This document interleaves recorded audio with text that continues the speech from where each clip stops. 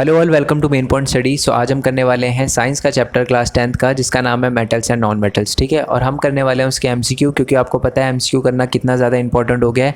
हमारे एग्जाम के अंदर एमसीक्यू की भरमार आती है। और देखो, एमसीक्यू में स्कोर करने का सिंपल सा तरीका है। मैं सिर्फ और सिर्फ साइंस की बात नहीं कर रहा, मैं सबकी बात कर रहा हूँ। जो भी चैप्टर आ रहे हैं ना, उसके 100 से ज़्यादा एमसीक्यू कर लो। बस एक सिंपल सी कंडीशन है कि वो क्वेश्चन हर टाइप के होने चाहिए। ठीक है, उसके अंदर नॉर्मल एमसीक्यू तो होने चाहिए, बट सबसे इंपॉर्टेंट है असर्शन और रीज़न, वो ज़रूर होने चाहिए। मैं ऐसा क्यों बोल रहा हूँ? क्योंकि आपको पता है मैं कम्युनिटी टैब पे बहुत सारे क्वेश्चन डालता हूँ, और मैक्सिमम बच्चों के, ऐसा भी नहीं 10 20 30%, 90% बच्चों के जो सबसे ज़्यादा जो दिक्कत क्रिएट कर रहे हैं ना जिस क्वेश्चन में, वो है असर्शन और रीज़न वाले। और ऐसा क्यों हो रहा है? क्योंकि उन्होंने असर्शन और रीज़न प्रैक्टिस नहीं करे। अब क्यों नहीं करे? क्योंकि उनको मिले नहीं। तो इसी चीज़ को ध्यान में रखते हुए मैंने असर्शन और रीज़न वाले भी क्वेश्चन इसके अंदर इंक्लूड किए हैं, ताकि आपको किसी भी तरीके की प्रॉब्लम फेस ना करनी पड़े। ठीक है जी, तो चलो शुरू करते हैं। बट उससे पहले मैं बता दूं कि हमारा एक दूसरा भी चैनल है, मेन पॉइंट टेक करके। वहाँ पर मैं अर्निंग से रिलेटेड वीडियो बनाते रहता हूँ। बहुत सारे बच्चे मेरे से पूछते हैं कि सर हम यूट्यूब से अर्न कैसे कर सकते हैं, और भी कोई प्लेटफॉर्म है जिससे हम कर सकते हैं? बिल्कुल आप कर सकते हो। ठीक है, देखो एक चीज़ मैं आपको समझा देता हूँ। आपकी एज का पैसे से कोई लेना देना नहीं। आप अगर ये सोचते हो कि हम छोटे हैं, हम अभी अर्न नहीं कर सकते, तो ऐसा कुछ नहीं है। ओके, तो मैं दिखा देता हूँ मैं कौन कौन सी वीडियो बना चुका हूँ। जैसे how I earn 9000 rupees Zomato के IPO से मैंने 9000 रुपये कैसे कमाए, वो बताया है मैंने 1 घंटे के अंदर अंदर। और साथ में आप फ़ोन से एनिमेशन वीडियो बना के यूट्यूब पर डालकर कैसे उससे अर्निंग कर सकते हो, वो बताया मैंने। क्योंकि बच्चों के पास रिसोर्सेज नहीं होते, उनके पास सिर्फ फ़ोन है, तो उसके बारे में बताया है मैंने। अपनी फ़र्स्ट ऑनलाइन अर्निंग के बारे में बताया, जो कि यूट्यूब से नहीं थी, किसी और प्लेटफॉर्म से थी, उसके बारे में बताया है मैंने। बताया कि आप वेबसाइट कैसे क्रिएट कर सकते हो, क्रिप्टो करेंसी, बिटकॉइन, ठीक है, शेयर मार्केट, बहुत सारी चीज़ें। और मैं साथ में सोच रहा हूँ कि एक वीडियो और अपलोड करूँ, जिसमें मैं आपको ये बताऊँ कि how I earn money from my notes. ठीक है, मैंने नोट्स को बेचा तो नहीं। देखो नोट्स आपको पता है ना, बेसिकली हर बच्चा नोट्स बनाता है, बट नोट से मैंने अर्न कैसे किया? बेच कर नहीं किया, याद रखना। मैंने कभी भी अपने नोट सेल नहीं किए, बट हाँ मैंने अपने नोट से अर्न किया है। तो मैं बताऊँगा उस चैनल पर मैंने कैसे अर्न किया। तो उस चैनल को सब्सक्राइब कर लेना, और सबसे इंपॉर्टेंट है आप नोटिफिकेशन बेल दबा देना। क्योंकि बहुत सारे बच्चे मेरे को कमेंट में आके बोलते हैं कि सर हमने उस चैनल को सब्सक्राइब कर लिया, बट फिर भी आप वीडियो डालते हो तो अपडेट नहीं आता, आपने हमको पक्का ब्लॉक कर रखा है। मैं क्यों करूँगा यार ब्लॉक? आप खुद सोचो। वो इसलिए नहीं आता क्योंकि आपने नोटिफिकेशन बेल नहीं दबाया। तो सब्सक्राइब करने के बाद नोटिफिकेशन बेल दबा देना, जिससे आपको बिल्कुल फ्रेश अपडेट आ जाए, सबसे पहले पता चल जाए। ठीक है, और साथ ही मैं आपको बता दूं कि इस चैनल की भी नोटिफिकेशन बेल दबा देना। ओके, तो चलो जी शुरू करते हैं हमारे पहले क्वेश्चन से। और इसे एज अ टेस्ट लेना यार, मैं क्वेश्चन बोलूँगा तो आंसर खुद करने का ट्राई करना। वीडियो पॉज करके नीचे कमेंट बॉक्स में लिखना, ताकि मैं भी देख सकूँ। ओके, और यहाँ तो आप टाइमिंग बता देना कि सर मैं टाइमिंग बता रहा हूँ 11 मिनट पे इतने सेकंड पे, इसका आंसर ये है। ठीक है, तो मेरे लिए चेक करना आसान होगा। या पूरी लाइन लिख देना, जैसे पहला क्वेश्चन लिखे ना, how many element are there, 116 है, 112 है, 118 है, या 120 है।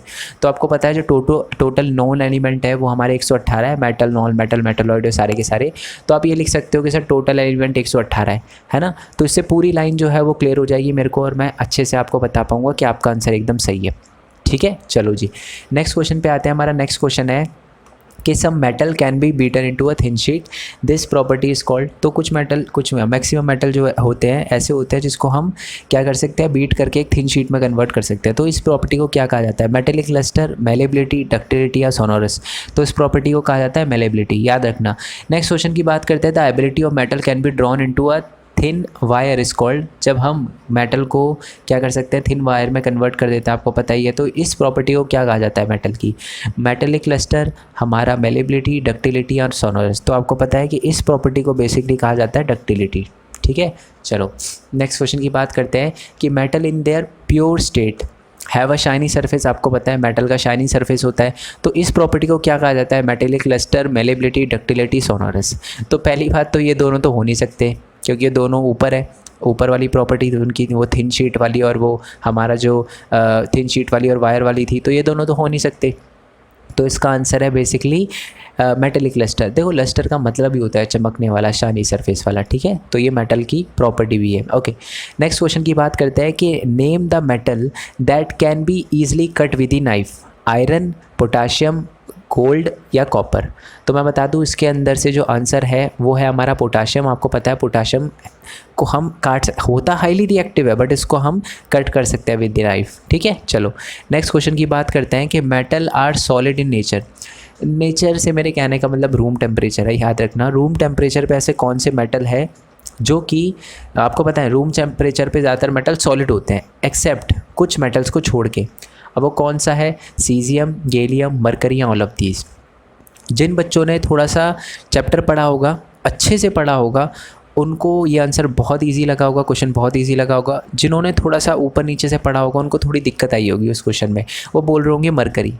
बट सिर्फ मरकरी नहीं है, मैं आपको बता दूं गैलियम और सीजियम भी है। इसका आंसर ऑल ऑफ दीज है। ये भी हमारे लिक्विड होते हैं, ठीक है, किस में? जब हम इसको रूम टेम्परेचर पे जाते हैं। ओके, चलो नेक्स्ट क्वेश्चन की बात करते हैं। मोस्टली गैसेस आर, जो मोस्टली गैसेस होती है वो क्या होती है? मेटल होती है, नॉन मेटल, डक्टाइल या नन ऑफ दीज। तो जो ज़्यादातर गैसेस होती है वो नॉन मेटल होती है, पता ही है आपको। ये तो बहुत इजी क्वेश्चन था। चलो नेक्स्ट क्वेश्चन की बात करते हैं कि non metal present in liquid form dash non metal. ऐसा कौन सा नॉन मेटल है जो लिक्विड फॉर्म में पाया जाता है? मरकरी, आयरन, पोटाशियम या ब्रोमीन। तो इसका आंसर क्या है जी? इसका आंसर है हमारा ब्रोमीन। ठीक है जी, याद रखना है, बहुत ज़्यादा इंपॉर्टेंट क्वेश्चन है। ओके, चलो नेक्स्ट की बात करते हैं कि dash non metal is lustre. इसमें से क्या कौन सा नॉन मेटल? याद रखना, मैंने ऊपर इसलिए लिखा था सम, ठीक है। सारे मेटल जो है, ऐसा नहीं है कि वो सारे, मतलब ऐसा नहीं है कि सिर्फ मेटल ही चमकते हैं। कुछ ऐसे नॉन मेटल है जो वो भी लस्टर है, चमकते हैं। अब वो कौन से हैं? मरकरी, गोल्ड, लेड या चौक। चौक चमकता है तो चौक तो नहीं है इसका आंसर। बेसिकली इसका आंसर है लेड, उसका शाइनी सरफेस होता है। ठीक है, नेक्स्ट क्वेश्चन की बात करते हैं कि diamond is metal, non carbon या नन ऑफ दीज। अगर आप इस क्वेश्चन में तुक्का भिड़ोगे तो मेरे को पता है आप मेटल बोलोगे, है ना। सर ये तो आपको पता ही है, ये मेटल है ना, ये हार्ड होता है, सॉलिड होता है, लस्टर होता है ना। बट इसका आंसर है नॉन मेटल। ठीक है जी, याद रखना, जो डायमंड है वो नॉन मेटल है। ओके, नेक्स्ट क्वेश्चन की बात करते हैं कि dash is regarded to be the hardest known material in the world. अभी तक हार्डेस्ट नोन मटेरियल जो है वो कौन सा है? ऑप्शन दे रखे हैं, उसमें से आपको बताना है डायमंड, आयरन, गोल्ड या नन ऑफ दीज। तो आपको पता है इसका आंसर बेसिकली क्या है? डायमंड है। याद रखना, डायमंड एक नॉन मेटल भी है और हार्डेस्ट नोन मटेरियल है अभी तक वर्ल्ड के अंदर। ठीक है, चलो नेक्स्ट क्वेश्चन की बात करते हैं। The best conductor of heat are silver and, तो सिल्वर तो है ही बेस्ट कंडक्टर ऑफ हीट, उसके अलावा और कौन सा बेस्ट कंडक्टर ऑफ हीट है? लेड, मरकरी, आपका कॉपर या नन ऑफ दीज। तो इसका आंसर है जी कॉपर। ठीक है, चलो नेक्स्ट क्वेश्चन की बात करते हैं कि generally, not all, generally dash are good conductor of heat and have high melting point. तो किसकी बात कर रही है? किसकी बात कर रहे हैं यहाँ पर हम? मेटल की, नॉन मेटल की, डेंस नॉन मेटल की या नन ऑफ दिस। तो इसका आंसर है बेसिकली मेटल। ज़्यादातर जो मेटल होते हैं वो गुड कंडक्टर ऑफ हीट होते हैं और उनका हाई मेल्टिंग पॉइंट होता है, इतनी आसानी से वो नहीं पिघलते। नेक्स्ट की बात करते हैं कि फुल फॉर्म ऑफ पीवीसी।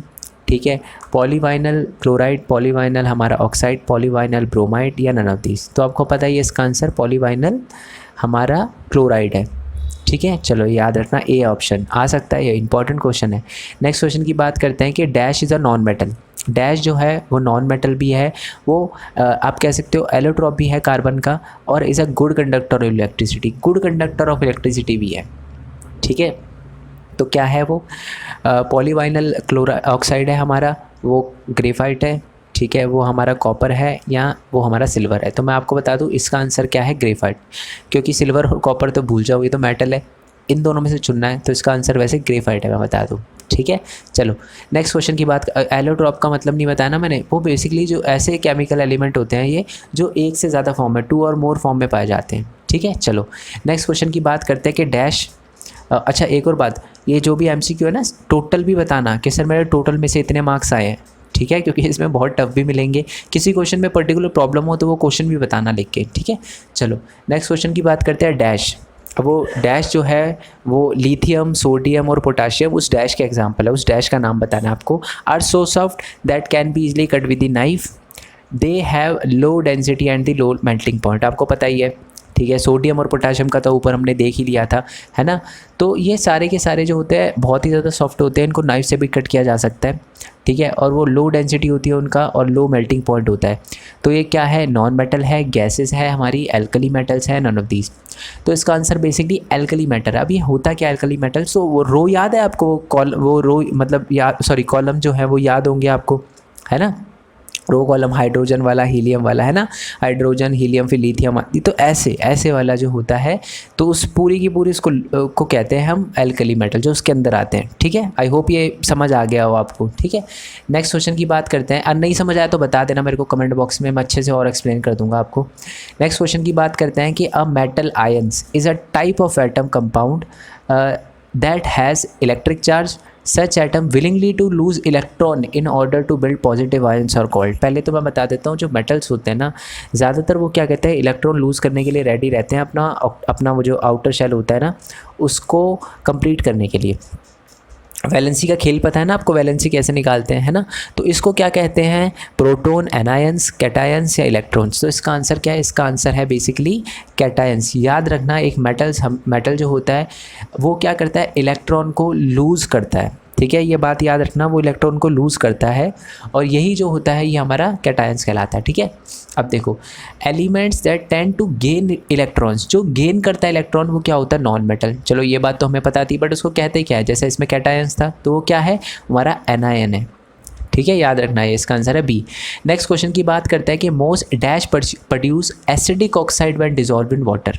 ये बहुत इंपॉर्टेंट क्वेश्चन है कि जब हम डैश को मिलाते हैं, डिज़ोल्व करते हैं वाटर में, तो वो एसिडिक ऑक्साइड प्रोड्यूस करता है। क्या, जब मेटल को मिलाते हैं वाटर के अंदर तब वो एसिडिक ऑक्साइड प्रोड्यूस करता है, जब नॉन मेटल को मिलाते हैं या सॉल्ट को मिलाते हैं, नन ऑफ दीज।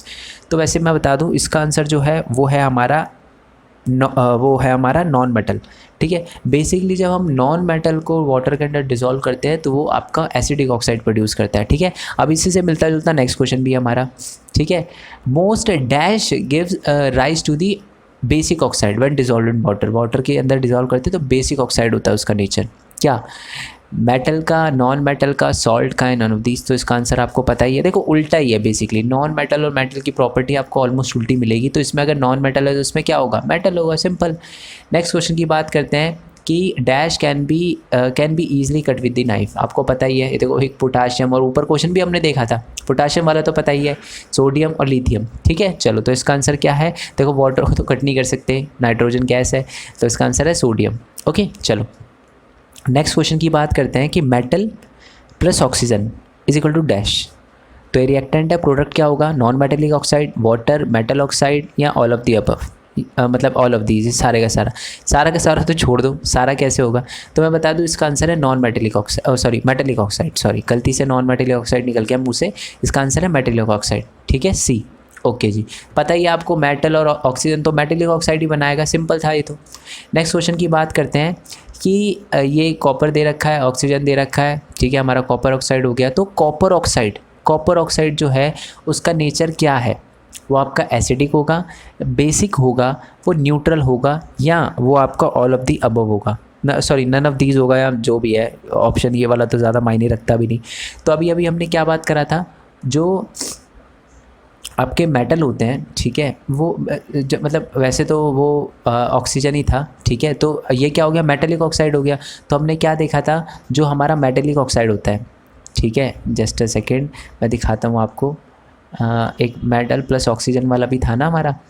हाँ देखो, मेटल प्लस ऑक्सीजन, तो हमारा मेटेलिक ऑक्साइड, ये प्रॉपर्टी है ना, ये कॉपर वाली, ये मेटल जो होता है हमारा, मेटेलिक ऑक्साइड जो होता है हमारा, यानी जो कॉपर ऑक्साइड है वो याद रखना वो बेसिक होता है। ठीक है, बेसिक होता है, ये याद रखना, चीज़ आपको बहुत अच्छे से क्लियर हो जाएगी। जो मेटेलिक ऑक्साइड होता है वो बेसिक होता है। ठीक है, सिवाय जिंक ऑक्साइड को छोड़ के और एल्यूमिनियम ऑक्साइड को छोड़ के, क्योंकि वो एम्फोट्रिक होते हैं। एम्फोट्रिक का वो मतलब पता है ना, जो कंडीशन के हिसाब से अपना वो चेंज कर लेते हैं, जैसे कि वो कभी कभी एसिडिक हो जाते हैं और कभी कभी एज अ बेस की तरह रिएक्ट करते हैं। मैं समझाता हूँ, नीचे क्वेश्चन दे रखा होगा, देखो ये लाइन भी लिख रखी है मैंने, अब मैं दिखाता हूँ।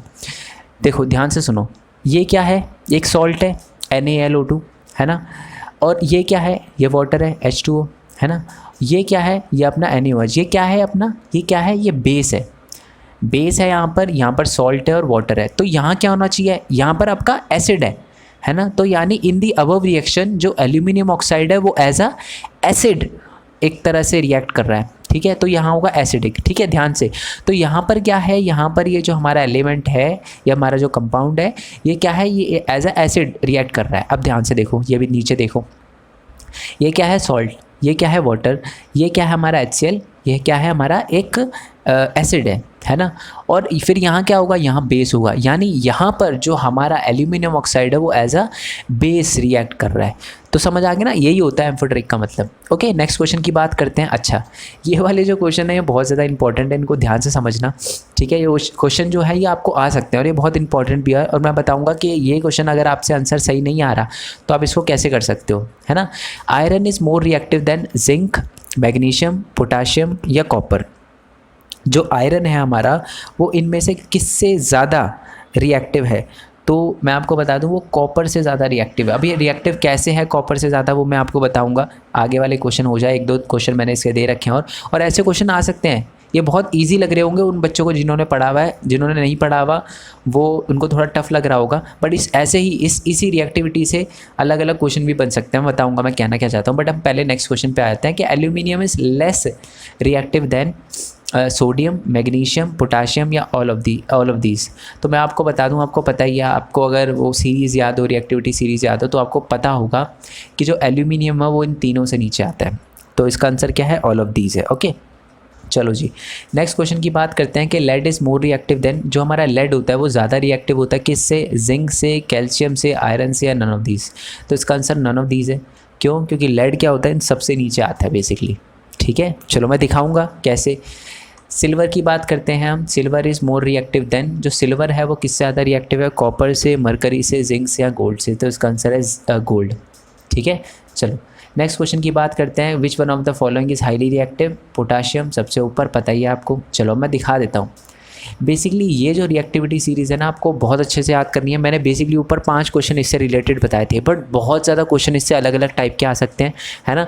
तो मैंने क्या करा, जानबूझ के रिएक्टिविटी सीरीज़ ही दे दी आपको, ये अच्छे से आप लर्न कर लेना, ठीक है। और देख लेना कौन सा ऊपर है कौन सा नीचे है। देखो यहाँ पर जो है वो लीस्ट रिएक्टिव है, गोल्ड लीस्ट रिएक्टिव है, उससे थोड़ा ज़्यादा सिल्वर रिएक्टिव है, उससे थोड़ा ज़्यादा मरकरी, फिर कॉपर, फिर हाइड्रोजन, फिर लेड, फिर आपका टिन हो गया, फिर आयरन हो गया, जिंक हो गया, एल्यूमिनियम, मैग्नीशियम, कैल्शियम, सोडियम और सबसे ऊपर पोटाशियम, ठीक है। ये ऐसे तो आपको आ सकता है कि ये बताओ जी कि इन सबसे ज़्यादा आपको ऑप्शन दे रखा होगा गोल्ड, मरकरी, टिन दे रखा होगा या आयरन दे रखा होगा और पोटाशियम देखा होगा।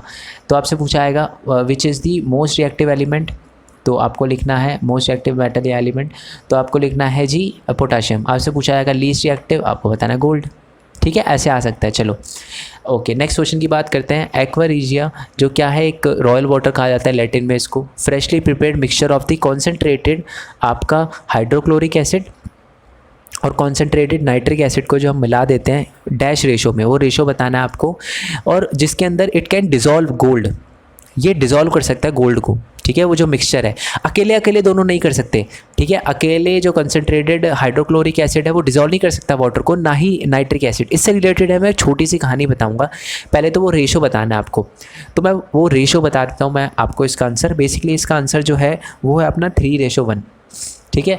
जब हाइड्रोक्लोरिक एसिड को और हमारे नाइट्रिक एसिड को 3:1 में मिलाया जाता है तो इट कैन डिज़ोल्व गोल्ड। अब मैंने आपको छोटी सी कहानी सुनाता हूँ। देखो जो बच्चे कभी गांव गए हैं अपने, यहाँ देखा होगा पुराने टाइम में ऐसा होता था जब बच्चों लोगों के पास ज़्यादा दिमाग नहीं होता था। दिमाग से मैंने कहने का मतलब नॉलेज नहीं होती थी, है ना, दिमाग वर्ड नहीं यूज़ करना चाहिए था मेरे को।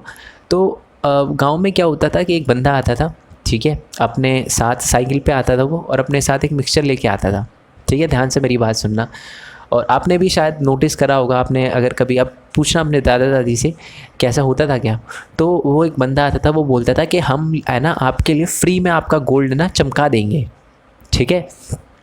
तो लोगों को तो पहले यकीन नहीं होता था फ्री में क्यों कर रहा है, बट अब लोगों को डर भी क्या कहीं लेके भाग जाए, तो ऐसे वो झुंड के सामने क्या करता था, एक मिक्सचर में गोल्ड को डालता था और निकालता था, वो गोल्ड एकदम चमचमाता हुआ निकलता था और वो उनको दे देता था।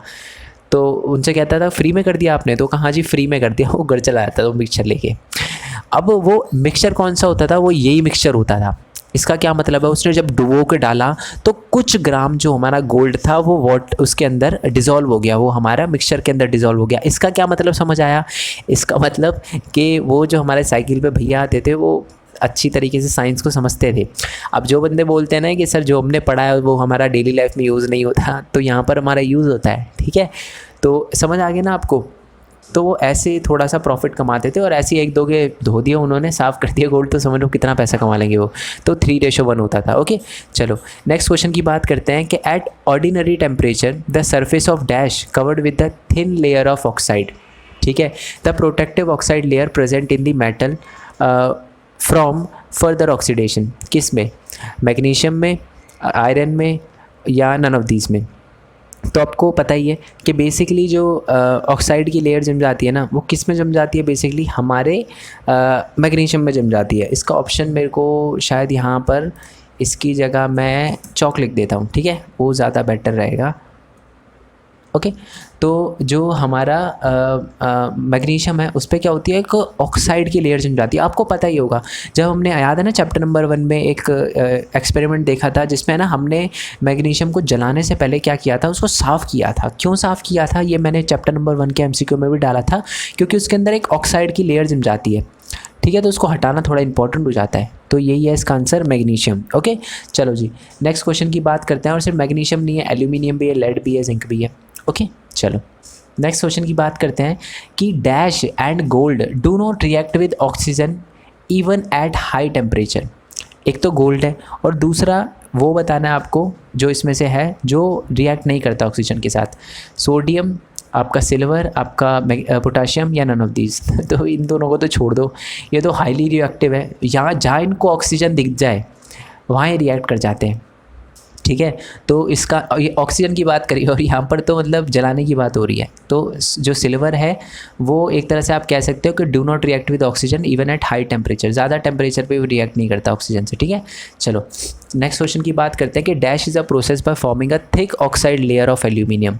जब हम thick oxide layer of aluminium जब डेवलप करते हैं तो aluminium develop a thin oxide layer, ठीक है, when exposed to the air the aluminium oxide coat make it resistant to further corrosion. मतलब इसको कोरोजन से बचाता है, ठीक है। वो जो हम एक एल्यूमिनियम की वो जो लेयर जमा देते हैं ना, ऑक्साइड की लेयर ऑफ एल्यूमिनियम, तो बेसिकली इस प्रोसेस को कहा क्या जाता है?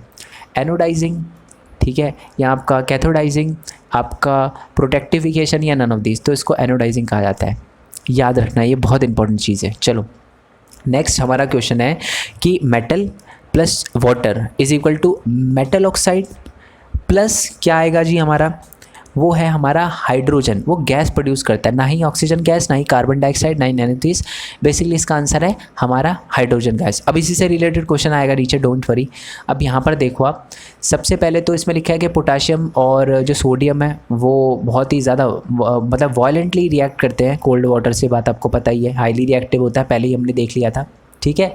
और जब वो रिएक्ट करते हैं ना, तो उस रिएक्शन को बेसिकली कहा क्या जाता है? हाइड्रोजन गैस तो प्रोड्यूस करेंगे, मेटल है आपको पता है। तो मेटल जब वाटर के साथ रिएक्ट, कोल्ड वाटर के साथ रिएक्ट करता है, आपको पता है। मेटल जब कोल्ड वाटर के साथ रिएक्ट करता है, मेटल ऑक्साइड तो है ही है। तो ये क्या होता है बेसिकली, क्या है ये रिएक्शन? एक्सोथर्मिक है, एंडोथर्मिक है, दोनों है, या नन ऑफ दीज? तो दोनों कैसे हो सकते? दोनों भी हो सकता है, बट इसमें क्या है, ये एक्सोथर्मिक है। ये हीट बहुत ज़्यादा रिलीज़ करता है, ठीक है, इमीडिएटली कैच फायर। आपको पता ही है, बहुत ज़्यादा हीट रिएक्ट वो करता है ये। नेक्स्ट क्वेश्चन की बात करते हैं। यहाँ देखना, पोटाशियम ऊपर वाला ही है, देखो ध्यान से देखो, कोई ऊपर वाले क्वेश्चन की इक्वेशन है। पोटाशियम, आपका ये वाटर, ठीक है, आपका ये क्या हो गया, ये आपका, अब ये प्रोडक्ट की बात हो रही है, प्लस आपका हाइड्रोजन गैस हो गई, वही जो मेटल वाला हमने देखा था ना, ये मेटल, वाटर, मेटल ऑक्साइड हो गया हमारा, KOH है ना, KOH, तो मेटल ऑक्साइड हो गया, ओके। एंड हमारा क्या हो गया, ये H2 हो गया, ठीक है। और उसके बाद ये अपना क्या हो गया, ये अपना यहाँ पर क्या आएगा, water, carbon dioxide, heat energy, या नन ऑफ दीज। तो आपको पता है ये एक एक्सोथर्मिक रिएक्शन है, तो इसमें क्या आएगा, इसमें बेसिकली आएगा आपका हीट एनर्जी, ठीक है। चलो जी नेक्स्ट क्वेश्चन की बात करते हैं कि मेटल ऑक्साइड को जब plus dash is equal to metal hydroxide, क्या वाटर, ऑक्सीजन, नाइट्रोजन, या कार्बन डाइऑक्साइड? तो इसका आंसर बेसिकली क्या है, जब मेटल ऑक्साइड को जब हम रिएक्ट करवाते हैं वाटर के साथ तो वो मेटेलिक ऑक्साइड बनाता है, ठीक है। चलो नेक्स्ट क्वेश्चन की बात करते हैं। अब ये देखो ऊपर वाले से रिलेटेड है, ठीक है, ऊपर वाले से रिलेटेड है। डैश प्लस वाटर क्या, मेटल प्लस वाटर, ठीक है। देखो दिखाता हूँ मैं आपको, ऊपर पहले दिखा देता हूँ, metal plus water, metal oxide और ये, चलो ऑक्साइड हाइड्रोक्साइड आपको पता है ना, एक ही बात है, ठीक है, क्योंकि दोनों की दोनों मेटल, इसमें मेटल हाइड्रोक्साइड है, ठीक है, समझ जाना। इसमें ज़्यादा कुछ परेशानी आई होप ना हुई हो। अगर आपने चैप्टर पढ़ा, चैप्टर नहीं पढ़ा तो चैप्टर अच्छे से कवर करके आना, उसके बाद आपको किसी भी तरीके की प्रॉब्लम नहीं आएगी, ठीक है। क्योंकि मेटल हाइड्रोक्साइड और मेटल ऑक्साइड की सेम प्रॉपर्टी होती है, मतलब मैं समझाऊंगा मेरे कहने का मतलब क्या है, सेम प्रॉपर्टी से मेरे कहने का मतलब क्या है, सारी सेम नहीं होती, बट चलो मैं समझाऊंगा मेरे कहने का मतलब क्या है। बेसिकली इसका आंसर क्या है, इसका आंसर है वाटर, ठीक है। Metal oxide plus water is equal to हमारा मेटल हाइड्रोक्साइड, ठीक है। इसकी बात हो रही थी, तो सबसे पहले तो ये इक्वेशन दे रखी है, ठीक है, बड़ा सिंपल है यार। देखो अगर प्रोडक्ट साइड में कैल्शियम बन रहा है तो आपका रिएक्टेंट साइड में भी होगा, ठीक है। इसमें तो कॉमन सेंस लगाना है आपको, बट ऐसे क्वेश्चन एग्जाम में आते तो हम कंफ्यूज जाते हैं। वैसे इसका आंसर क्या है, कैल्शियम, ठीक है जी। चलो नेक्स्ट क्वेश्चन की बात करते हैं कि metal like aluminium, iron, zinc do not react either with the cold water और हॉट वाटर, दोनों से रिएक्ट नहीं करते, but they react with dash to form the metal oxide and hydrogen. आपको पता है जब हमने देखा था कि जब मेटल और जो मेटल होता है जब वो वाटर के साथ रिएक्ट करता है तो मेटल ऑक्साइड बनाता है, ये हमने देखा था, और हाइड्रोजन गैस है ना। बट जो हमारे एल्यूमिनियम होता है, हाँ एल्यूमिनियम, आयरन, जिंक रिएक्ट नहीं करते कोल्ड और इधर हॉट वाटर के साथ, तो हम इसे किसके साथ रिएक्ट करवाते हैं, सीवेज वाटर के साथ, हम स्टीम के साथ रिएक्ट करते हैं, भाप या आइस, या इसका नन ऑफ दिस आंसर है। तो इसका आंसर है जी स्टीम, क्योंकि उसका टेम्परेचर बहुत ज़्यादा हाई होता है, ठीक है। क्लियर हो गया आपको, चलो जी, आई होप स्टीम समझ आ गया ना आपको, ना ही कोल्ड ना ही हॉट, ठीक है। जो ऑब्वियसली बात है, जो हॉट वाटर के साथ भी नहीं हो रहा तो वो स्टीम के साथ होगा, ठीक है। ये ऐसे एलिमेंट है हमारे मेटल है जो हॉट वाटर के साथ भी रिएक्ट नहीं करते, ये बेसिकली इनको स्टीम चाहिए होती है, इतना ज़्यादा टेम्परेचर हीट चाहिए होती है, ठीक है। चलो नेक्स्ट क्वेश्चन की बात करते हैं, aluminium plus water is equal to dash plus hydrogen, ये भी कॉमन सेंस वाला है। देखो आपको पता है हमने ऊपर देखा था कि जब हमारा जो मेटल होता है, ठीक है, जो हमारा मेटल होता है जब रिएक्ट करता है वाटर के साथ तो हाइड्रोजन गैस प्रोड्यूस होती है और साथ में मेटल का क्या हो जाता है, मेटल ऑक्साइड बन जाता है। तो एल्यूमिनियम ऑक्साइड इसका, ये देखो नीचे लिखा हो अभी मैंने, ठीक है, तो मेटल ऑक्साइड इसका आंसर है, ओके, एल्यूमिनियम ऑक्साइड मतलब।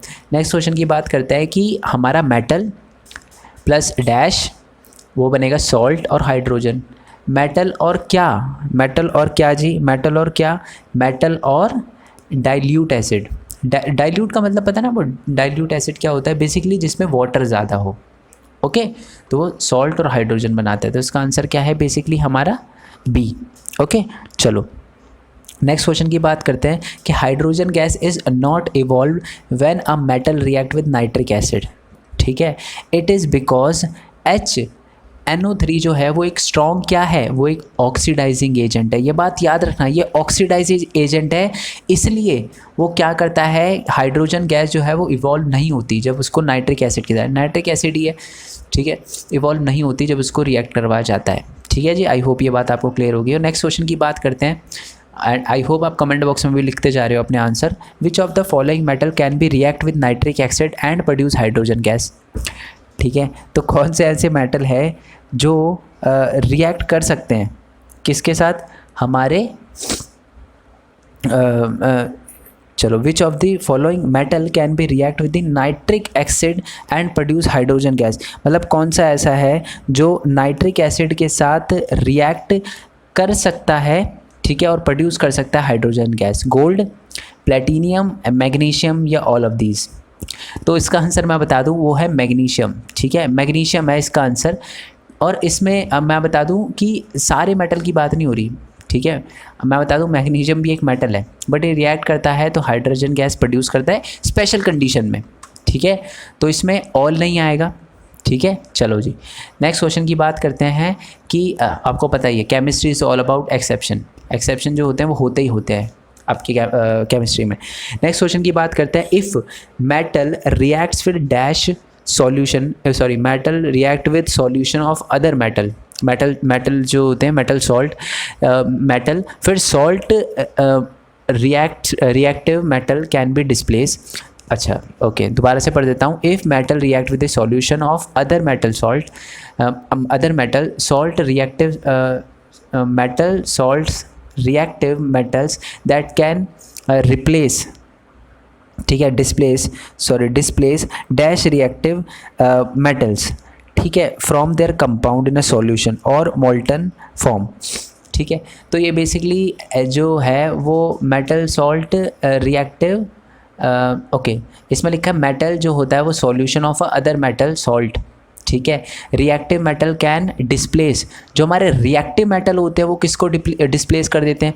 ये तो बेसिकली बहुत इजी क्वेश्चन था, ये मैंने बस थोड़ा सा ट्रिक करने के लिए कर दिया और मैं खुद ट्रिक हो गया, मैंने सोचा मैंने क्या लिख दिया, बट कोई दिक्कत नहीं। वैसे भी बुक की लाइन ही है, ओके, मैंने ज़्यादातर बुक की एक लाइन कवर करके आपके लिए एमसीक्यू बनाए हैं, ठीक है। तो आपको कंफ्यूज नहीं होता है, बड़ा सिंपल है। इसका आंसर है जी लेस रिएक्टिव, ठीक है जी, सिंपल है ये तो, ठीक है। From there compound in a solution और अ मोल्टन फॉर्म। मोल्टन फॉर्म आपको पता है ना, मोल्टन फॉर्म का मतलब क्या होता है। चलो मोल्टन फॉर्म नीचे कमेंट बॉक्स में लिख रहे हैं, बहुत ईजी क्वेश्चन पूछा मैंने आपसे, ठीक है।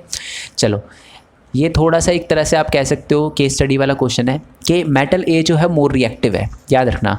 तो मेटल ए, ठीक है, सॉल्ट ऑफ सॉल्यूशन बी, ठीक है, दोनों को अगर रिएक्ट करवाएंगे हम तो सॉल्यूशन ऑफ डैश और मेटल डैश, तो आपको बताना है यहाँ पर क्या आएगा, यहाँ पर क्या आएगा। ये फर्स्ट वाला है तो बी आएगा, ए आएगा, ए आएगा, बी आएगा, ए आएगा, ए आएगा, या बी आएगा, बी आएगा। तो आपको पता ही है कि जो मेटल ए है वो ज़्यादा रिएक्टिव है, जो मेटल ए है वो ज़्यादा रिएक्टिव है। तो क्या होगा कि सॉल्ट सॉल्यूशन ऑफ ए, अब देखो ये सॉल्ट सॉल्यूशन बी के साथ था, बट इसने क्या किया कि ज़्यादा रिएक्टिव ए था, इसलिए उसने डिस्प्लेस कर दिया इसको, इसकी जगह आ गया, और यहाँ पर जो मेटल बी है वो अकेला रह जाएगा। ओके जी, तो इसका आंसर ए बी होगा। केस स्टडी वाला, आई होप आपको समझ आया हो। नेक्स्ट क्वेश्चन की बात करते हैं कि when we drop iron nail in a copper sulphate solution, तो क्या होगा जब हम आयरन नेल को कॉपर सल्फेट सॉल्यूशन में डालेंगे तो क्या होगा। आपको पता ही है कि जो आयरन है वो क्या है, वो ज़्यादा रिएक्टिव है कॉपर से, तो वो क्या करेगा, डिस्प्लेस कर देगा उसको उसके कंपाउंड से, तो इसका आंसर होगा सी। ओके, नेक्स्ट क्वेश्चन की बात करते हैं कि what happen when we react iron sulphate with copper. बच्चे सोच रहे होंगे सर सेम ही तो है, सेम नहीं है दोस्त, बहुत अच्छे से पढ़ो, बहुत ज़्यादा अंतर है इन दोनों क्वेश्चन में। इसमें लिखा है कि कॉपर सल्फेट का सॉल्यूशन, इसमें लिखा है आयरन सल्फेट का सॉल्यूशन। बेसिकली इसका आंसर जो है वो क्या है, नो रिएक्शन, ठीक है। इसका आंसर नो रिएक्शन क्यों है, देखो ऊपर वाले में क्या था, उसमें था आयरन नेल, आयरन अकेला था और कॉपर सल्फेट का सॉल्यूशन था। इसमें यह है कि कॉपर अकेला है और आयरन सल्फेट का सॉल्यूशन है। अब आयरन तो पहले से ही ज़्यादा रिएक्टिव है, तो वो कैसे डिस्प्लेस कर पाए, कॉपर कैसे डिस्प्लेस कर पाएगा आयरन को, ठीक है। तो इसका मतलब है नो रिएक्शन, जैसा है वैसा ही रहेगा। Okay, why is sodium kept in, आपको पता ही है कि कैरोसिनॉल के अंदर रखा जाता है बेसिकली सोडियम को। अब क्यों रखा जाता है कि it will react with the oxygen, it will react with the atmospheric heat, it will react with the atmospheric carbon। तो क्यों रखा जाता है आपको पता ही है, सोडियम और पोटाशियम को कैरोसिनॉल के अंदर सिर्फ एक वजह है, वो है कि वो एटमॉस्फेरिक ऑक्सीजन के साथ रिएक्ट कर जाएगा। उसको बेसिकली कैरोसिनॉल में रखा जाता है, बाहर भी नहीं निकाला जाता, उसे टच करते ही आपका हाथ गया, मतलब गया तो नहीं, पूरा जल जाएगा, ठीक है। तो इसलिए उसको क्या ऑक्सीजन के कॉन्टैक्ट में ना है, क्योंकि हवा, उसको बस ऑक्सीजन चाहिए, ऑक्सीजन में आते ही तबाही, ठीक है। चलो, और वाटर डाल दिया तो फिर मज़े ही आ जाएंगे, है ना। चलो नेक्स्ट क्वेश्चन की बात करते हैं। Non metal do not react with the water steam, ठीक है, and dilute acid, they act as an electron acceptor, can not, आपको पता है इलेक्ट्रॉन को एक्सेप्ट करते हैं, गेन करते हैं जो हमारे नॉन मेटल होते हैं, and supply electron dash ions, ठीक है, dash ions of acid to reduce them to hydrogen gas. तो इसका आंसर क्या है, बेसिकली इसका आंसर आपको पता ही है कि क्या क्या प्रोड्यूस करता है, बेसिकली हाइड्रोजन आयंस, एसिड लिखा हुआ है साथ में तो हाइड्रोजन आयंस, है ना। आई होप ये बात आपको पता चल गई हो। चलो इसका आंसर है हाइड्रोजन आयंस। चलो नेक्स्ट क्वेश्चन की बात करते हैं हम कि नॉन मेटल ऑन डैश, ठीक है, रेडिली फॉर्म आपका क्या, ऑक्साइड और अ सॉल्ट कॉन्सेंट्रेटेड एसिड, ठीक है। जो नॉन मेटल होते हैं ऑन क्या, फ्रीजिंग, आपका हीटिंग, आपका लाइटिंग या लाइट, या आपका इसका आंसर होगा नन ऑफ दीज। तो इसका आंसर है बेसिकली क्या, इसका आंसर है हीटिंग, यानी जब मेटल को हीट किया जाता है तो वो फॉर्म करता है ऑक्साइड और salt with the concentrated acid, ठीक है। नेक्स्ट क्वेश्चन की बात करते हैं कि अपना दे रखा है, ये पूरी इक्वेशन दे रखी है। इस इक्वेशन को देखकर बताना है आपको कि यहाँ पर क्या आएगा। ठीक है, वैसे तो बहुत ही सिंपल क्वेश्चन है, ठीक है, बहुत ही सिंपल क्वेश्चन है। यहाँ पर क्या आएगा आप देख सकते हो, अच्छे से देख सकते हो। सल्फ़र है, H2SO4 है, कॉन्सेंट्रेटेड है। उसको अगर हम हीट करेंगे तो एक तो तरफ क्या आ रहा है, ये तो हमारा वाटर है। तो यहाँ पर क्या होगा, बेसिकली क्या आएगा जी, यहाँ पर क्या आएगा, यहाँ पर ये बताना है आपको। तो ये है हमारा सल्फ्यूरिक एसिड H2O। ठीक है, वैसे अगर बैलेंस के लिए बताऊँ मैं आपको 3H2O। ओके जी, SO2, sorry, I am really sorry. ठीक है, सल्फ़र डाइऑक्साइड होगा इसका आंसर। ठीक है, ये सल्फ़र डाइऑक्साइड है, मैंने सल्फ्यूरिक एसिड बोल दिया गलती से, सल्फ़र डाइऑक्साइड है, 3SO2 होगा ये। ओके, चलो नेक्स्ट क्वेश्चन की बात करते हैं कि 6HNO3 जो है, जब सल्फ़र को हम 6HNO3 के साथ रिएक्ट करवाएंगे तो H2SO4 प्लस अपना डैश और 6NO2 बनेगा। तो क्या है इसका आंसर, चलो मैंने इसका आंसर पहले से आपके लिए मार्क कर रखा है। इसका आंसर बेसिकली वाटर होगा। ठीक है, बैलेंस इक्वेशन तो आपको करनी आती है, तो 2H2O मैंने बैलेंस करके ही लिखा है। बेसिकली आपके मतलब आपकी बुक की ही इक्वेशन थी। ओके, चलो जी नेक्स्ट क्वेश्चन पे आते हैं कि the compound formed in this manner by transfer electron from metal to non metal are known as, क्या कहते हैं उसको, आयोनिक कंपाउंड, इलेक्ट्रोवैलेंट कंपाउंड्स, आपका बोथ A एंड B या नन ऑफ दीज। कुछ अब बोलेंगे ionic compound, but ionic compound को इलेक्ट्रोवैलेंट बाउंड्स भी कहते हैं हम। तो इसका आंसर क्या होगा, बेसिकली इसका आंसर होगा A एंड B बोथ। ठीक है जी, चलो नेक्स्ट क्वेश्चन की बात करते हैं कि आयोनिक कंपाउंड आर सॉलिड, ठीक है, and are somewhat hard because of the strong force of attraction. ठीक है, आपको पता है आयोनिक कंपाउंड जो होते हैं आर सॉलिड, ठीक है, and are somewhat hard because of the strong force of attraction between dash ions. कौन से ions, two negative, two positive ions, negative and positive ion या नन ऑफ दिस। आपको पता है, आगे पढ़ने की ज़रूरत ही नहीं पड़ेगी आपको, अगर आपको पहले से पता होगा। तो पॉजिटिव एंड नेगेटिव आयंस, तभी वो स्ट्रॉन्ग फोर्स ऑफ अट्रैक्शन, तो क्या अपोजिट अट्रैक्ट करते हैं एक दूसरे को, तभी तो एक फोर्स ऑफ अट्रैक्शन बनता है। तो इसका आंसर क्या है, C। चलो नेक्स्ट क्वेश्चन की बात करते हैं। 3-4 क्वेश्चन के बाद हम आने वाले हैं हमारे मेन क्वेश्चन पे, यानी किस पे, अपने असर्शन और रीजन वाले क्वेश्चन पे। चलो नेक्स्ट क्वेश्चन अपना कि ionic compound have dash melting and boiling point. ठीक है, this is because a considerable amount of energy is required to break a strong inner ionic attraction. तो क्या होता है इनका, आयोनिक कंपाउंड का क्या होता है, मतलब स्ट्रॉन्ग, इनका आपको पता ही है कि स्ट्रॉन्ग लॉ अट्रैक्शन होता है। ठीक है, इंटर आयोनिक अट्रैक्शन बहुत ज़्यादा स्ट्रॉन्ग होता है, इसके लिए हमें इनका जो मेल्टिंग पॉइंट होता है वो क्या होता है, हाई होता है बेसिकली। ठीक है, क्योंकि बहुत ही ज़्यादा एनर्जी चाहिए होती है इनको ब्रेक करने के लिए। ठीक है, क्योंकि ब्रेक करने के लिए इनके बिल्कुल बहुत ही ज़्यादा स्ट्रॉन्ग आयोनिक कंपाउंड होता है, इनका स्ट्रॉन्ग आयोनिक अट्रैक्शन होता है, उसको ब्रेक करने के लिए हमें बहुत ज़्यादा हीट की ज़रूरत पड़ती है। तो इसलिए इनका जो मेल्टिंग पॉइंट होता है वो बहुत ही ज़्यादा हाई होता है, और बॉइलिंग पॉइंट। नेक्स्ट क्वेश्चन की बात करते हैं, इलेक्ट्रोवैलेंट कंपाउंड या ionic compound are generally soluble in dash and insoluble in the solvent such as kerosene, petrol etcetera. तो किसके अंदर ये सॉल्यूबल होते हैं, वाटर के अंदर ज़्यादातर जो हमारे इलेक्ट्रोवैलेंट कंपाउंड्स होते हैं वो क्या होते हैं, सॉल्यूबल होते हैं। चलो नेक्स्ट क्वेश्चन की बात करते हैं, ionic compounds conduct electricity in the dash set, किस में, सॉलिड में, मॉल्टन में, A एंड B या नन ऑफ दीज। तो इसका आंसर क्या है, इसका आंसर आपको पता ही है कि जो हमारे आयोनिक कंपाउंड होते हैं ना, वो बेसिकली क्या करते हैं, कंडक्ट करते हैं इलेक्ट्रिसिटी इन आपका मॉल्टन स्टेट। ठीक है, मॉल्टन स्टेट इसका आंसर है। ओके, चलो नेक्स्ट क्वेश्चन की बात करते हैं। नेक्स्ट क्वेश्चन आपका कि gold, silver, platinum and copper are found in liquid state, free state, A and B या अपना नन ऑफ दीज। तो आपको पता है इसका आंसर तो बड़ा सिंपल है, इसका आंसर है आपका फ्री स्टेट। ठीक है, फ्री स्टेट में बेसिकली ये पाए जाते हैं। ओके, नेक्स्ट क्वेश्चन की बात करते हैं, the dash is the major source of metal, क्या C का वाटर, आपका एयर, आपकी अर्थ की क्रस्ट या ऑल ऑफ दी अबव। तो आपको पता है कि मेजर पूछा है इससे आपसे। ठीक है, तो जो मेजर सोर्स ऑफ आपका मेटल होता है ना, वो आपका अर्थ का क्रस्ट है।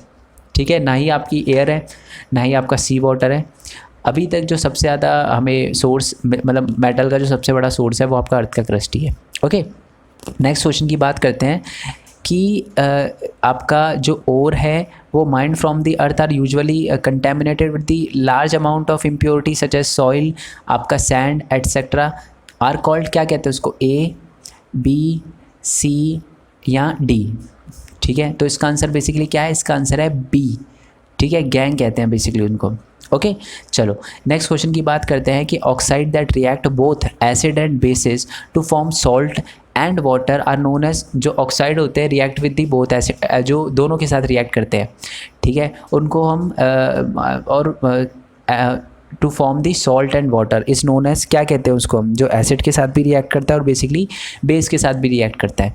तो ये पता ही आपको एम्फोटेरिक ऑक्साइड कहते हैं। अब एम्फोटेरिक ऑक्साइड जो होते हैं, आप मेरे को नीचे कमेंट करके एग्जांपल बताना एम्फोटेरिक ऑक्साइड के, मैंने ऊपर बता रखा है आपको, ठीक है। चलो ये नेक्स्ट क्वेश्चन है कि जिंक की लेयर है, जिंक की लेयर जो होती है प्रोटेक्ट करती है रस्टिंग वगैरह से, तो इस प्रोसेस को क्या कहा जाता है, मेथड को क्या कहा जाता है, आपको पता ही है, गैल्वेनाइजेशन कहा जाता है। ये आपको याद ही होगा, इसलिए मैंने ज़्यादा क्वेश्चन पे रीड करके आपको टाइम वेस्ट नहीं किया। अब इसकी बात करते हैं, ठीक है। ये क्वेश्चन आपके एनसीईआरटी का है और इससे अलग क्वेश्चन भी पूछे जा सकते हैं, ठीक है। ध्यान से सुनना ये क्वेश्चन क्या है, पहले हम नीचे आते हैं, नहीं उसके बाद सीधा असर्शन और रीज़न है, ठीक है। ओके तो अब ध्यान से देखो, क्वेश्चन ये है कि जब जिंक ऑक्साइड रिएक्ट करेगा हमारे जिंक के साथ तो क्या होगा, कुछ नहीं, नो रिएक्शन। जब जिंक ऑक्साइड रिएक्ट करेगा कॉपर के साथ तो जिंक का है ऊपर है, कॉपर का है नीचे, तो भी कोई रिएक्शन नहीं होगा क्योंकि कॉपर रिप्लेस नहीं कर पाएगा जिंक ऑक्साइड को उसके कंपाउंड से, जिंक को उसके कंपाउंड से। मैग्नीशियम, मैग्नीशियम का है ऊपर है, जिंक का है नीचे है, तो हाँ यहाँ पर क्या होगा, डिस्प्लेस होगा जी, डिस्प्लेस होगा।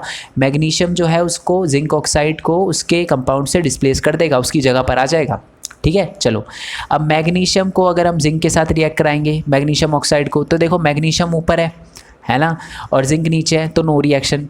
कॉपर के साथ भी नो रिएक्शन, मैग्नीशियम के साथ भी नो रिएक्शन, क्योंकि ये जिंक, मैग्नीशियम को छोड़ दो, मैग्नीशियम ऑक्साइड मैग्नीशियम के साथ कैसे रिएक्ट करेगा, तो इसको छोड़ दो। जिंक भी नीचे है, कॉपर भी नीचे है, तो नो रिएक्शन, ठीक है। चलो या सीधा डैश छोड़ देना, बुक में डैश ही लिखा हुआ है आपके। इसकी बात करते हैं कि जब कॉपर ऑक्साइड को रिएक्ट करवाते हैं जिंक के साथ तो क्या होगा, डिस्प्लेस होगा। कॉपर नीचे है, जिंक ऊपर, यहाँ पर मैग्नीशियम के साथ डिस्प्लेस होगा क्योंकि मैग्नीशियम ऊपर है और कॉपर नीचे है, ओके। और कॉपर ऑक्साइड को कॉपर के साथ करवाएं तो कुछ नहीं, डैश छोड़ देना, नो रिएक्शन, ओके। अब आ जाओ जी हमारे मेन क्वेश्चन पे, असर्शन और रीजन वाले क्वेश्चन पे, ओके। चलो असर्शन लिखा हुआ है कि when iron react with dilute sulphuric acid ferrous sulphate produce and hydrogen gas release, ठीक है। यानी जब हम आयरन को रिएक्ट करवाते हैं डाइल्यूट सल्फ्यूरिक एसिड से तो फेरस सल्फेट प्रोड्यूस होता है और हाइड्रोजन गैस प्रोड्यूस होती है। तो आपको और साथ में ये लिखा है रीज़न कि metal plus dilute acid is equal to salt plus आपका हाइड्रोजन। तो पहली बात तो क्या, पहले तो आपको असर्शन रीज़न में आपको क्या देखना होता है कि असर्शन के अंदर जो लाइन लिखी हुई है वो सही लिखी हुई है, अगर वो सही है या गलत है जो भी है, फिर आपको रीज़न रीड करना है, फिर ये देखना है कि जो रीज़न लिखा हुआ है वो सही लिखा हुआ है। अगर दोनों सही निकल जाते हैं तो दोनों को मिला के देखना है। मैं अभी बताऊँगा मिलाने का मतलब क्या है, कि दोनों को कोरिलेट करना है, ठीक है। अब देखो पहली बात तो असर्शन में एकदम सही लिखा हुआ है कि जब आयरन को डाइल्यूट सल्फ्यूरिक एसिड के साथ रिएक्ट करवाते हैं तो फेरस सल्फेट बनता है और हाइड्रोजन गैस बनती है। अच्छा ऐसा क्यों होता है, क्योंकि हमारे बुक के अंदर बता रखा है कि जब मेटल को हम डाइल्यूट सल्फ्यूरिक एसिड के साथ रिएक्ट करवाते हैं तो सॉल्ट और हाइड्रोजन प्रोड्यूस होता है। तो हाँ ये दोनों के दोनों सही है और दोनों का आपस में लेना देना है। कुछ बच्चों को ये बात समझ आ गई होगी, जिनको नहीं समझ आई दोबारा सुनो। जब हम आयरन को डाइल्यूट सल्फ्यूरिक एसिड के साथ रिएक्ट करवाते हैं तो फेरस सल्फेट और हाइड्रोजन गैस प्रोड्यूस होती है हाइड्रोजन गैस रिलीज होती है बिल्कुल जी। तो असर्शन में तो एकदम सही लाइन लिखी हुई है। और रीजन में पढ़ते हैं कि मेटल डाइल्यूट एसिड को जब हम रिएक्ट करवाते हैं तो सॉल्ट और हाइड्रोजन गैस प्रोड्यूस होता है, फेरस सल्फेट सॉल्ट ही आपको बताइए। तो जब हम करवाते हैं तो हमारा ये सॉल्ट और हाइड्रोजन गैस प्रोड्यूस होता है। तो यानी जो असर्शन लिखा हुआ है वही तो रीज़न मतलब जो रीज़न लिखा हुआ है वो असर्शन का ही तो रीज़न है। अगर आपकी बुक के अगर जो मेटल है यहाँ पर डाइल्यूट बेस होता तो ये लाइन सही ना हो पाती, ठीक है। तो इसलिए ही असर्शन और रीज़न का लेना देना है, इसलिए इसका आंसर है both assertion and reason are true and the reason is correct explanation of assertion. चलो जी नेक्स्ट क्वेश्चन पे आते हैं। वी स्टोर सोडियम सोडियम जो है उसको केरोसिनॉल में रखा जाता है, क्योंकि जो सोडियम होता है हाईली रिएक्ट होता है, वो ऑक्सीजन के साथ रिएक्ट कर जाता है। क्या असर्शन सही है? बिल्कुल सही है, केरोसिनॉल में ही रखा जाता है। क्या अपना रीज़न सही है? रीज़न भी सही है, सोडियम हाईली रिएक्टिव होता है। चलो अब दोनों को मिला के देखते हैं कि सोडियम को हम केरोसिन ऑयल के अंदर रखते हैं क्योंकि सोडियम हाईली रिएक्टिव होता है और वो ऑक्सीजन के साथ रिएक्ट कर जाता है और फायर लग सकती है, आग लग सकती है। तो इसका आंसर क्या है? इसका आंसर है A, both assertion and reason are true and the reason is correct explanation of assertion. दोनों का लेना देना है आपस में, इसका लिए इसका आंसर है ए। चलो जी नेक्स्ट क्वेश्चन की बात करते हैं कि मरकरी इज मेटल। मरकरी जो मेटल है, क्या मरकरी एक मेटल है? बिल्कुल सही बात लिखी है, मरकरी एक मेटल है। रीजन लिखा हुआ mercury exist in solid at room temperature. क्या ये लाइन सही लिखी हुई है? ये लाइन भी सही लिखी हुई है। ये एक सेकेंड, सॉलिड लिखा हुआ है यहाँ पर, लिक्विड नहीं लिखा हुआ, तो ये लाइन गलत है। मरकरी जो होता है रूम टेम्परेचर पे क्या होता है? लिक्विड होता है, यानी इस बार हमारा सिर्फ असर्शन सही है। ठीक है, आई होप मैंने गलती से फ्लो में लिक्विड पढ़ लिया था इसको, क्योंकि आपको पता है मरकरी जो है हमेशा लिक्विड ही एज्यूम करते हैं हम, तो मेरे दिमाग में भी लिक्विड घूम रहा था। तो मरकरी जो है वो लिक्विड होता है एट रूम टेम्परेचर। ठीक है, तो इसीलिए इसका आंसर क्या होगा? Only assertion is true and the reason is false. तो इसका आंसर होगा C, assertion is true and the reason is false. चलो नेक्स्ट क्वेश्चन पे आते हैं। हमारा नेक्स्ट क्वेश्चन है कि mercury exist as liquid state at a room temperature. बिल्कुल सही बात है, जो हमारा मरकरी होता है वो क्या है कि रूम टेम्परेचर पे लिक्विड होता है। ओके, ये सही बात लिखी हुई है। और जो गैलियम होता है वो भी लिक्विड स्टेट पे होता है। क्या लाइन सही लिखी हुई है? ये भी लाइन सही लिखी हुई है, दोनों सही लिखी हुई है। बट क्या दोनों का आपस में लेना देना है? मतलब मरकरी रूम टेम्परेचर पे लिक्विड है क्योंकि गैलियम जो है वो एग्जिस्ट करता है लिक्विड फॉर्म में। ये कोई तुक नहीं बैठ रहा इसका। तो इसका क्या मतलब है कि दोनों के दोनों ट्रू तो हैं बट दोनों का आपस में कोई लेना देना नहीं है इसका। इसलिए इसका आंसर क्या है? इसका आंसर है बी, कि both assertion and reason are true but the reason is not correct explanation of assertion. ठीक है जी, ओके, तो इसका आंसर है बी। नेक्स्ट क्वेश्चन की बात करते हैं कि पोटाशियम एक मेटल है। बिल्कुल पोटाशियम एक मेटल है, असर्शन जो है वो ट्रू है। रीजन पे आते हैं, potassium can be easily cut with a knife. बिल्कुल potassium can be easily cut with the knife. तो यानी लाइन तो दोनों से लिखी हुई है, बट क्या दोनों का आपस में कोई लेना देना है? बिल्कुल भी नहीं। दोनों का आपस में कैसे लेना देना? देखो पहली बात तो यह है कि पोटाशियम मेटल है क्योंकि उसको नाइफ से काटा जा सकता है। ये क्या बात हुई? तो दोनों का आपस में कोई लेना देना नहीं है, यानी both assertion and reason are true. सही तो दोनों है बट दोनों का आपस में कोई कनेक्शन नहीं है। ओके, चलो जी अब बात करते हैं नेक्स्ट क्वेश्चन की। आयोनिक कंपाउंड है लो मेल्टिंग पॉइंट। क्या आयोनिक कंपाउंड का लो मेल्टिंग पॉइंट होता है? तो ये बताना है आपको। तो पहली बात तो ये है कि नहीं, स्ट्रॉन्ग मेल्टिंग पॉइंट होता है। क्यों? क्योंकि बेसिकली आपको पता ही है इनमें बहुत ज़्यादा लॉ मतलब अट्रैक्शन बहुत होता है पॉजिटिव और नेगेटिव आयंस बनने की वजह से, पता है ना आपको। तो इसके उसको तोड़ना बहुत ही ज़्यादा डिफ़िकल्ट हो जाता है, इसीलिए इनका जो मेल्टिंग पॉइंट होता है बहुत ज़्यादा हाई होता है। तो ये तो जी गलत है। अब रीज़न पे आ जाओ। Ionic compound are those ones which have both positive and negative charge. बिल्कुल सही बात है। Hence they will strong force of attraction between them. ये भी सही बात है। और this make expenditure of lot of heat to break of this force of attraction. ये बात सही है। तो अगर इनको इतनी ज़्यादा हीट लगती है तो हाई मेल्टिंग पॉइंट है ना, लो कैसे हुआ? मतलब रीज़न सही लिखा है हमारा बट असर्शन फॉल्स है। तो इसका मतलब क्या होगा? जो assertion is false but the reason is true. तो इसका आंसर क्या होगा? डी होगा। ठीक है जी, आई होप आपको क्लियर हो गया हो। चलो नेक्स्ट क्वेश्चन की बात करते हैं कि when zinc is added to the solution of iron sulphate. जब आयरन सल्फेट के अंदर जिंक का सॉल्यूशन डाला जाता है तो हमारा जिंक डिस्प्लेस कर देता है आयरन को उसके कंपाउंड से। क्या ये बात सही लिखी हुई है? ये बात एकदम सही लिखी हुई है। अच्छा, ये बात क्यों सही लिखी हुई है? क्योंकि जिंक जो है वो मोर रिएक्टिव देन है आयरन। क्या ये बात सही लिखी हुई है? ये बात भी सही लिखी हुई है। दोनों बातें सही लिखी हुई है कि जिंक जो है वो आयरन के साथ रिएक्ट डिस्प्लेस कर देगा आयरन सल्फेट को उसके सॉल्यूशन से, उसके कंपाउंड से, सॉरी। और जो जिंक है तो यानी ये तो सही है। और जिंक भी जो है वो मोर रिएक्टिव देन है आयरन। दोनों लाइनें सही लिखी हुई है। अब दोनों लाइनों का आपस में कोई लेना देना है? बिल्कुल लेना देना है। जिंक जो है वो आयरन सल्फेट को उसके कंपाउंड से डिस्प्लेस इसीलिए कर पाता है क्योंकि जिंक मोर रिएक्टिव है देन आयरन। तो इसका आंसर क्या होगा? ए होगा। ठीक है, और ये सारे के सारे असर्शन और रीज़न मेरे बनाए हुए हैं। तो अगर आप देखोगे किसी ने डायरेक्टली कॉपी कर रखे हैं तो प्लीज़ लेट मी नो यार, क्योंकि मैं आपके लिए 4-4 बजे तक जग रहा हूँ। मेरे को फीवर हो रहा है, आप देख रहे होगे बार बार सुड़क की आवाज़ आ रही है आपको।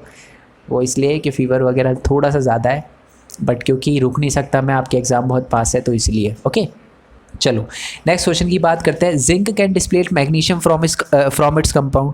क्या जो जिंक है वो डिस्प्लेस कर सकता है मैग्नीशियम को उसके कंपाउंड से? पहली बात तो है नहीं कर सकता। क्यों? क्योंकि मैग्नीशियम ज़्यादा वो है, रिएक्टिव है। तो अगर उल्टी लिखा होता ना, अगर ये लिखा होता कि मैग्नीशियम डिस्प्लेस कर देगा जिंक को उसके एक्साइड से, उसके कंपाउंड से, तब सही होता। बट इसमें उल्टा लिखा हुआ है तो ये लाइन तो गलत है। ठीक है, तो हमारा असर्शन फॉल्स है। अब रीज़न पढ़ लेते हैं। Zinc is more reactive than magnesium.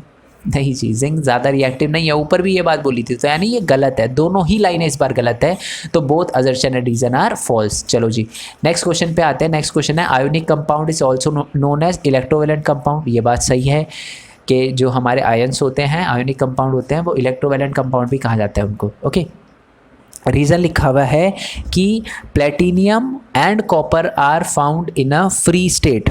ठीक है, तो ये दोनों लाइनें सही लिखी हुई है। प्लेटिनियम और कॉपर भी फ्री स्टेट में पाया जाता है, बट दोनों का आपस में कोई लेना देना नहीं है, तो इसलिए इसका आंसर क्या होगा? Both assertion and reason are true, but the reason is not correct explanation of assertion. चलो जी नेक्स्ट क्वेश्चन की बात करते हैं। नेक्स्ट क्वेश्चन हमारा लिखा हुआ है कि असर्शन लिखा हुआ है the metal in the middle of the reactivity series, या रिएक्टिविटी आएगा बेसिकली, एक्टिविटी सीरीज नहीं है, रिएक्टिविटी सीरीज है। जिंक जो मैंने दिखाई थी ना, रिएक्टिविटी सीरीज वही वाली, जिंक Fe Pb एटसेट्रा आर जो होते हैं ये सारे के सारे, ये एक तरह से आप कह सकते हो मीडियम रिएक्टिव होते हैं, ना ज़्यादा हाईली रिएक्टिव होते हैं ना कम हाईली रिएक्टिव होते हैं। ठीक है, ये मीडियम होते हैं, मॉडरेटली रिएक्टिव आप इसे कह सकते हो। ओके, और अगर मैं रीज़न की बात करूं तो they are found in the earth crust and mainly as oxide, sulphide और कार्बोनेट। तो क्या ये लाइन सही लिखी हुई है? हाँ जी, ये ज़्यादातर हमें ऑक्साइड, सल्फाइड और कार्बोनेट के ही फॉर्म में फाउंड होते हैं अर्थ की क्रस्ट पे। ये बात एकदम सही है। लाइनें तो दोनों सही लिखी हुई है, क्या दोनों का आपस में कोई लेना देना है? नहीं, आपस में इन दोनों का कोई लेना देना नहीं है। ये मॉडरेटली रिएक्टिव है, इसका इससे क्या लेना देना कि ये अर्थ की क्रस्ट पे ऑक्साइड या सल्फाइड या कार्बोनेट की फॉर्म में पाया जाता है। तो इसका आंसर क्या होगा? इसका आंसर होगा both assertion and reason are true, but the reason is not correct explanation of assertion. चलो जी, तो यहाँ तक हो गए हमारे आंसर, क्वेश्चन आंसर ख़त्म। मैं आपको बता दूं कि हमारा इसके अलावा भी एक और चैनल है, एक यूनिक वर्ल्ड करके चैनल है, जहाँ पर मैं अलग अलग चीज़ें बताते रहता हूँ। आप देखना, वहाँ पर मैंने एक वीडियो अपलोड कर रखी है। ठीक है, मतलब ये बता रखा है कि दुनिया का सबसे बड़ा नोट कौन सा है और ये सिचुएशन कैसे आई, और क्या ज़्यादा नोट ज़्यादा अमीर बनने की पहचान होती है या नहीं होती, ये बताया मैंने। ठीक है, अब देखोगे तो हैरान हो जाएगा। और मेन पॉइंट गेमिंग का भी एक चैनल है, अभी तक उस पर कुछ अपलोड नहीं, मतलब किया है अपलोड, गेमिंग की वीडियो एक तो अपलोड करी और एक अपने स्टूडेंट के साथ करी है, तो जाके उसे आप देख सकते हो। ठीक है, अगर आपका भी कोई मन हो तो आ जाना, कभी कभार खेलेंगे। ठीक है, तो खेलेंगे, थोड़ी इजी गेम खेलेंगे। ओके, माइनक्राफ्ट वगैरह ये सारे के सारे। और ये मेन पॉइंट स्टडी का चैनल है, इसको तो आपने सब्सक्राइब कर लिया होगा, इसी पे आप वीडियो देख रहे हो। और ये मेरा व्लॉगिंग का चैनल है, इसका लोगो ऐसा दिख रहा होगा आपको, नीचे कमेंट बॉक्स में इन सबके लिंक मिल जाएंगे। इस पर कुछ अपलोड नहीं किया, आप बताना क्या अपलोड करूँ, व्लॉगिंग ही अपलोड करूँगा, बट मैं सोच रहा हूँ पहले कहीं घूमने फिरने जाएँ तब अपलोड करें। अभी तो घूमने का टाइम ही नहीं है, तो इसलिए मैंने अभी तक कुछ अपलोड नहीं किया। ठीक है, बाकी आई होप ये वीडियो आपको अच्छी लगी हो। आप टेलीग्राम चैनल ज्वाइन कर लेना, और आपने अगर अभी तक वीडियो देखी है तो आपके लिए एक छोटा सा सरप्राइज़ और है। mainpointstudy.in करके एक वेबसाइट है हमारी, आप जाकर वहाँ पर देख सकते हो। एसएसटी के बहुत सारे एमसीक्यू मैं पहले डाल चुका हूँ, और नोट्स वगैरह भी, और ये साइंस के भी अपलोड कर दूँगा। ठीक है, अब कमेंट बॉक्स में लिखना मत, क्योंकि जिन बच्चों ने वीडियो नहीं देखी है उनके लिए नहीं है, सिर्फ आपके लिए। और ये पूरी नहीं है वेबसाइट अभी। ठीक है, मैं पूरी कर दूंगा। अभी ये वाले चैप्टर आपको नहीं मिलेंगे साइंस के, थोड़ा सा टाइम लगता है दोस्त, तो टाइम एक बार मिल जाए मेरे को तो फिर मैं अपलोड कर दूंगा। ठीक है, और बाकी हम टेलीग्राम चैनल वगैरह को ज्वाइन कर लेना। टेलीग्राम बेसिकली एक ऐप है, जाके प्ले स्टोर पर टेलीग्राम लिखना, डाउनलोड करना, साइन अप करना, सर्च करना उस ऐप पर जाके मेन पॉइंट स्टडी 10th, आप 10th के टेलीग्राम चैनल पे आ जाओगे। ठीक है, बाकी प्लेलिस्ट का लिंक, साइंस के एमसीक्यू का प्लेलिस्ट का लिंक, और एसएसटी के एमसीक्यू के, हिस्ट्री का, जियोग्राफी का, सिविक्स का, इन सब का लिंक, और साथ ही में जो हमारे हिंदी मीडियम के इतिहास का, समाज विज्ञान का, और अपना भूगोल का, अर्थशास्त्र का, उनका भी लिंक प्लेलिस्ट का, एमसीक्यू का मैं नीचे डिस्क्रिप्शन में दे दूँगा। ठीक है, उसको आप देख लेना। बाकी नेक्स्ट वीडियो के लिए स्टे ट्यून। तब तक के लिए थैंक यू सो मच। जय हिंद, जय भारत, वंदे मातरम। Thanks for your support. Bye bye.